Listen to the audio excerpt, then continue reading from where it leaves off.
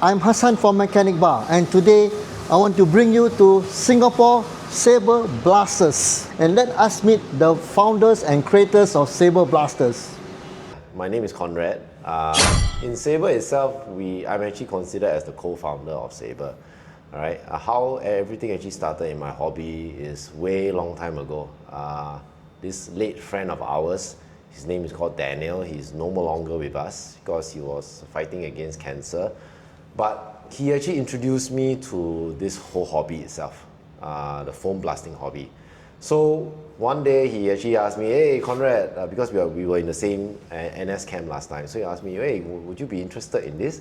So I thought, wow, okay. I went to his house to see, and I was shocked to know that, wow, foam blasters are so many things. You know, that was like way back during the long shot era. Ernie came along. Yeah. Hello, my name is Ernie. I'm like Conrad, I'm also a co-founder. The both of us founded SABRE.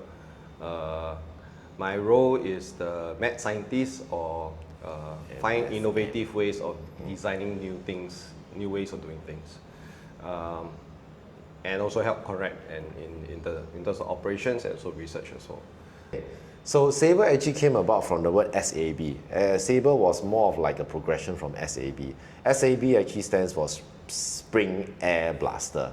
And after which we decided to push it one step further with a RE behind, because RE represents reliability and experience. That's hence we came out with the word SABRE. So SAB came about during the era of long shot, where long shot was being modded. So that was, I think, around 8 plus years ago.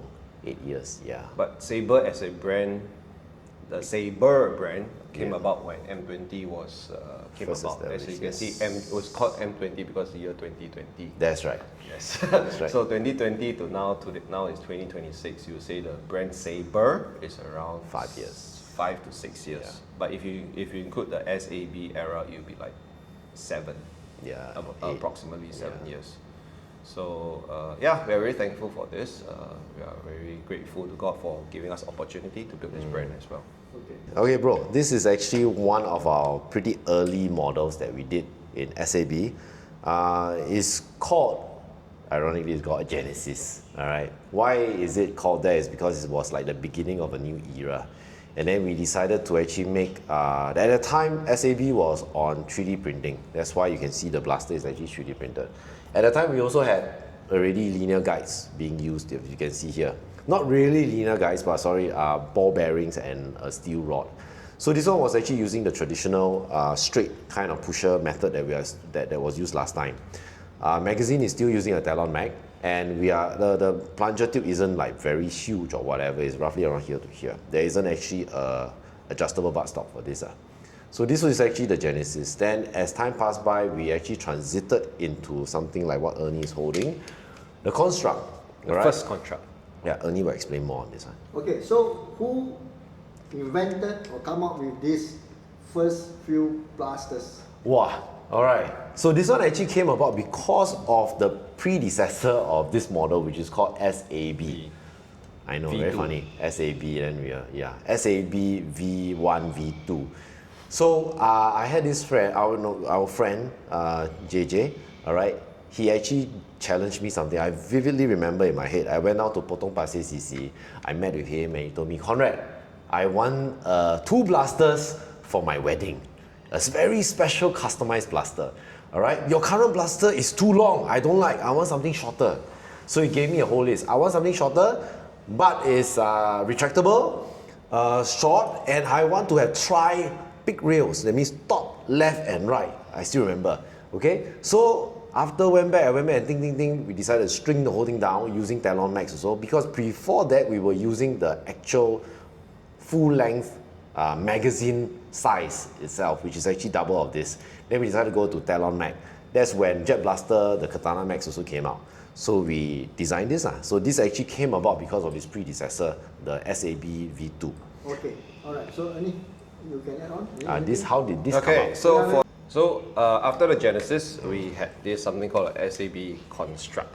Okay, the idea of why the concept of Construct is to give you a bare blaster, and then with linear guides and a lot of places for you to add things on. So you can make, it's a functioning blaster. You can add any shell you want on top of it to make it look your own, 3D print on your own. But eventually, when the product got into, or rather the design got in the market, people realized they like the bare bones look of it. But this construct is unique because this is the first time we actually use linear guides, actual linear guides for our blaster design. And this was many years ago, many years ago. So after we came out with this model, well, there were a lot of popular demand. I think in the middle of, around in 2020, Before COVID. right around COVID, Yeah, right around COVID, we were thinking of going to injection molding because back then, for high-end blasters or high-performance blasters, we don't have an injection molded design in market. So then that's where we started looking into redesigning this to what you see here is M20. M20 actually came about, as Ernie said, during the time of COVID. We decided to take the plunge to do injection molding. And the difference that you can see, it does take on some characteristics of the original construct. You can see that we actually have this spine that is still here, all right? The pusher is still there, there's still a plunger tube. In that sense, the whole body is actually covered by injection molded Delrin. That's to give the stability, and the whole structure of the whole blaster is held by the body itself. What is actually different, as you can see, is actually the pusher. The pusher now is actually an offset pusher. What do we mean by offset is that the pusher itself is actually dropped down by 80 mm downwards. So in that sense, we don't have any more of these side prime bars. If you can see over here, the whole pusher is actually right in the center because the prime bar is now being replaced by one solid bar that's right on top of the pusher itself. Yeah. She came out with this model, which is actually the first batch of M20 in Singapore. There are only 20 floating around, if I remember correctly. All right. So they were using a different method of molding, and we actually came out with this. This is actually the very number one, if you can zoom into this serial number here. Yeah, the very first one in its production, right? And that actually led to the rest of the mass-produced M20 that you see nowadays in the 5 different colors: white, green, blue, red, and yellow. This is a variant of the M20. On the onset, M20 was, we thought that M20 would be a good body for which we can introduce automatic fire, automatic shooting. So our initial designs was to have this, what people call the tumor. Okay. Tumor. On the big side, inside here is electronic board, and as well as a wheelchair motor pushing a 14 kilogram spring. Can push up to 18, but the shot, the rate of fire is about 1 dart per second, safely. While the feedback about this model was that it's very heavy. The entire model really feels like an actual saw gun, and with loaded saw gun, section automatic weapon. Okay, so then this model did not really take off, and that was our earliest attempts at trying to make automatic blasters. Yeah. This is actually our Pulse, P-U-L-S-E blaster. This was actually done with Aliens fans in mind. If those of you who actually watched the Alien movie, Starship Troopers. No, not Starship Troopers, Aliens. Looks similar, yes. Yes, looks similar, but it's not. This is actually the M410A rifle. Inspired. Inspired. It's not exact. It's not exact. So you can see their characteristics of what it is, even down to the prime block over here, the priming handle. We actually have this thing here as well. It is quite unique in its characteristics. But internally, it's actually a M20S. I think Ernie just now was mentioning about his dart driver. It's actually using the M20S body. So S is actually the longer version of M20, where we actually tried to move one step further. It's actually equivalent to our Apex now in the sense of air volume. Yeah. All right. It is actually a heavy blaster. It's a solid tank, really. M20X. It has the air volume of an Apex equivalent now, all right? And you can see all the characteristics are there, plus the linear guides, plus the pusher, plus the spine that's right in the center, you know. So this was when we first started doing full metal. Our knowledge wasn't like so comprehensive like now, all right? That's why this is the end result of what you see. Another attempt at making a full metal blaster coming from the construct, original SAB construct. Instead of trying to downsize, we just use the exact same dimensions we did for 3D printing, and then we set it for CNC. As you can see, it's sheet metal on the side, and the core, everything is CNC. And it's extremely hefty, like Hefty. The other one, it's very, very hefty and heavy. Yes. Holding here is actually the Genesis. Funny thing is because this Genesis, and I just bring this one out, the 3D printer one is also called Genesis. Why? Is because this was the beginning of our Full Metal series, which was actually very custom made. So what changed from our previous M20X is that this one was actually designed with a user maneuverability in mind. So we decided to make the Genesis very compact and lightweight. All right, all our knowledge that we have was poured into this, and you can see the characteristics of Sabre is still there with our linear guides, our priming bar, our pusher, our plunger tube, but everything is actually down to a very slim form factor that you can see in the Genesis. All right, so this was actually done for full CNC body. All right, and of course a retractable buttstock. Then as time passed by, we had this customer from US that actually wanted the mother of Sabre. He wanted something that is super long range and powerful, and that's where Ultima came about. Ultima, as I mentioned, was actually the result of one of our US clients that wanted a super powerful, long range, big volume blaster. All right, he actually had our Genesis already, but he said, no, this is not enough for the US market. He wanted something long, big, able to reach very far distances, and that's where Ultima came up. You can see it's actually quite similar to the Apex in a way that, but the main difference is that the whole body is being elongated, the front is also elongated. All right, priming is roughly around like that. All right, so you can see that the priming is about the same, yeah, as the Genesis. But you can also observe that the barrel is very long. Right, for this kind of air volume, because we are playing with springers, this kind of air volume more or less needs such a long barrel as you can. What's the record distance for this? For comfortably in Singapore, due to our climate of a hot and humid country, I think 50 meters would be a comfortable distance that you can tag a player with our blaster. Yeah. How the Apex came about was because a lot of feedback was that people wanted full metal blasters, but at the same time they wanted something relatively affordable rather than full CNC one. So then we thought, then how best can we go about doing it? So we kind of fall back to what we had initially, which was the construct, and at the same time thought that it would be good also to use something that is cheaper to mass produce, which is sheet metal. So then we reverted to something a blend between sheet metal and CNC parts. So this is that result in what we see now is called Apex. So this is my own one, a custom built black and white. Okay, so this is my own custom built black and white color. Everything white and then black in the internals. Our original colors are what you can see over there: gold internals and blue or red externals. Yes. Or silver. So the idea is to give customers or give the market an affordable full metal blaster that can last potentially a lifetime. Okay, what you see in our hands is something that is not used in Singapore, nor do we even want to approve it being used, as the police doesn't allow that, because this is actually compressed air. Why we're actually doing this is actually for export purposes only and to be used in other countries. All right, so this is actually the DMR core. It's actually the creator is called Spectra Liam Davis. Hi Liam. Hi.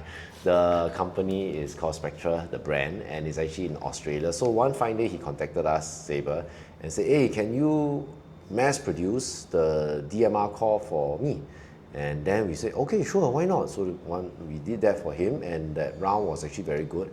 And then one thing led to another. We discovered that actually there is this market that is lacking in the nerve hobby itself, globally speaking, not Singapore, where HPA could be actually further optimized for better usage.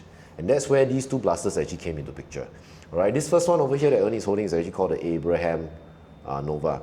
Alright, so it is actually a sheet-bended concept with a CNC body over here. So this was our first attempt actually in doing a fully metal HPA blaster. Now this is actually not available globally for such a blaster. The only closest one that we know of, which is HPA, but it's non-DMR core, is actually the Music. Alright, others are mainly just end users, creators, printing their own bodies for the core itself. So this was actually the first attempt globally, I would say, for full metal HPA DMR core blaster. Okay guys, Yes, let sir. me know more about what you are holding. And Ernie, you are like Thanos, but the Asian version. No, like one stone. Like one stone, One more stone, one more stone. Okay, can I ask more? Okay, so about 2 years ago, right? Was it bearing Yeah, scar? around About 2 years ago, bearing scars were introduced in the market, and bearing scars were introduced in the market, and we thought it would be a good idea to have a version of our own. So we went back to the drawing board, and thought, how can we do it? So what we came up with was back then when it first came out, was a uniquely designed bearing scar where every single bearing is articulated at a specific angle to give you a perfect twist on the dart. Okay, back then when the SABRE bearing scar first came out, each bearing scar that was available in the market was not individually articulated. Ours was. So then it took some time to develop in terms of the production, but thank God it came out good, and actually our bearing scars are somewhat leading in terms of for long range shots. Also, we decided to design and manufacture our own darts. So what you see over here in my hand is actually our SABRE 1.3 T darts, 1.3 gram T darts. So like any other foam blaster or whatever, a foam blaster is only as good as what the darts that you use. Alright, so shooting to our play is very important, hitting the target is very important, hence the projectile that you use is also very important. That's why we decided to actually manufacture our own darts to ensure the performance and the quality of our blasters, as well as the quality of the experience that the players can have. So T darts over here that you see over here is 1.3 gram. It's a little bit different from your standard worker darts that you see in the market. It's actually manufactured better. The glue is actually better. And I would say that overall, it will actually give a better experience to the players when they are shooting long range or even short range, for these darts. So for further reviews on like how the performance of 1.3 T darts, you can actually look at Bradley Phillips videos as well, Yes. which are available on YouTube. So what does T darts actually mean? The word T, right? T actually came tournament darts. We call it tournament darts. Why T darts? I don't know. We just one day decided T darts. It just sounds nice. Yeah. So actually for our SABRE games, we do have our monthly games that's still running at Sentosa Cove. Every month is either the third, usually it's the fourth Saturday of every month, or the third. So that one will be still running, and of course that one will be held by Ashley and team to actually do the games itself. Once in a while I'll come in and also do the GM. Alright, apart from that, also talking about the Cove Games first, alright, there will be something special that will be happening in mid of this year, alright, called the TBT. I think I'll let Ashley explain more about that. Yeah. So TBT is called the Blaster Trials. It will be kind of like a Blaster Olympics style games. There will be 5 different stations, solo games and team games, and quick flag. Yeah. Alright. And apart from that, non-Sentosa Cove games, we do have some which are lined up sometime in March, which is actually a collaboration with Home Team NS, alright, where they will be expecting like a forest type of game. And also obviously look forward to our annual Silent Night Games. This year I will not say which country yet, alright, but it will be a nice place for sure. And I think that one, you guys can actually check it out on Bradley's video as well, of how we actually experienced our games last year in Taiwan. Alright, so look forward to Silent Night 4. Okay guys, so what you all want to say to Singapore Blaster community and to your SABRE supporters? Alright, to our SABRE supporters from the past, all the way to today, we want to say thank you so much for your support. We couldn't be here without your continued support, your continued feedback, and also your continued friendship. And also to our future people who want to join in the SABRE community, thank you so much also for your support, and we also hope that you will continue to have fun with us, be safe, and also that as we do tell us what we can do even to make your experience even better. We hope that in 2026 we can SABRE will continue to be your partner in this sport, and also to produce even better products which we all can enjoy. And also Happy New Year, and we hope that you have a blessed New Year. Okay, Happy New Year. Okay. Okay guys, so we have come to the end of this great and awesome session. So what you guys from the SABRE team would like to say to all of your supporters and the Singapore Blaster community? 1, 2, 3. Happy New Year! Okay guys, so we come to the end of this great session. Of course, it's already just the beginning of 2026, so let's us hear from the Sabreans. Happy New Year! He's like, huh? What's wrong with you? He just said, huh? Okay,